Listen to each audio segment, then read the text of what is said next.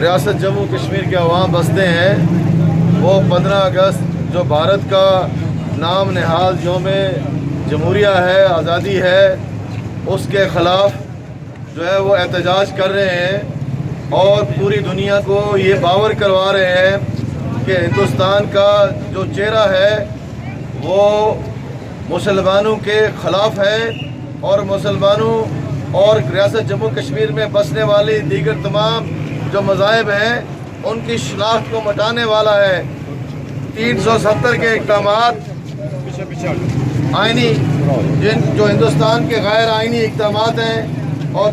اسی طرح دفعہ 35 ختم کر کے جو شناخت ختم کرنے کی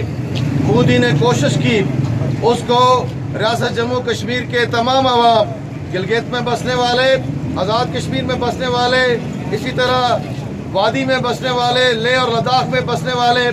اور پیر پنجال کے ارد گرد بسنے والے تمام ریاست جموں کشمیر کے عوام نے مسترد کر دیا ہے۔ ہم نقشوں کے پابند نہیں ہیں۔ ریاست جموں کشمیر کے عوام جو ہے وہ سیکیورٹی کونسل کی قراردادوں کے پابند ہیں اور اسی حوالے سے اپنی آزادی کے لیے جدوجہد کر رہے ہیں، اور مجھے امید ہے کہ دنیا جو ہے وہ مودی کی شکل میں بھارت کا اصل چہرہ اب دیکھ چکی ہے، اور جس طریقے سے وہ محاصرہ کر کے 9 لاکھ فوج کے ذریعے ریاست جموں کشمیر کے عوام کو جو ہے وہ غلام بنائے ہوئے ہیں اور ان کے اوپر ظلم اور جبر کے پہاڑ توڑ رہا ہے، اس کے باوجود ایک کشمیری بھی اس کو ایسا نہیں ملا جو ہندوستان کے ساتھ جانے کے لیے تیار ہو۔ اسی وجہ سے وہاں پہ فوج کشی کی گئی ہے اور اسی وجہ سے وہاں پہ ہمارے قائدین کو، حریت کے قائدین کو، تحریک مزاحمت کے قائدین کو گرفتار کیا گیا، ان کی نسلوں کو برباد کرنے کے لیے ان کو جیلوں میں ٹھوسا گیا، ان کی تعلیمی سہولتیں ختم کر دی گئی اور ان کے جان و مال کو تباہ و برباد کر دیا گیا۔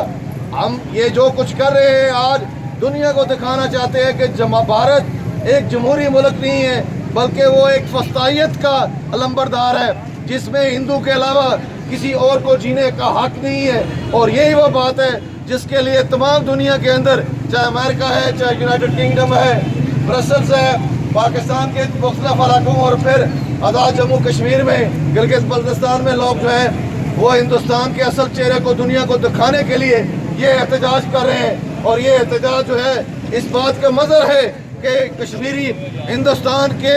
تمام عزائم کو انشاءاللہ ناکام بنائیں گے، اور جتنی شہادتیں وہ پیش کر چکے ہیں، جتنی انہوں نے نقصان اٹھایا ہے، اس کے باوجود وہ بھارت اور مودی کے تمام جو اقدامات ہیں ان کو مسترد کرتے ہیں اور اس بات کا اعلان کرتے ہیں کہ کشمیری اپنی جدوجہد آزادی اقوام متحدہ کی قراردادوں کے مطابق اس تصویب رائے کے ذریعے ہی حاصل کر کے دم لیں گے، اور یہی ہماری سوچ اور فکر ہے، اور مجھے امید ہے کہ اس حوالے سے تمام جو کشمیری قیادت ہے اور تمام پاکستانی قیادت جو ہے وہ کشمیریوں کا جس طرح پہلے ساتھ دیتی رہی ہے آئندہ بھی سختی سے ساتھ دے گی اور ہندوستان کے مقابلے کے لیے قوم کو تیار کرے گی۔ انشاءاللہ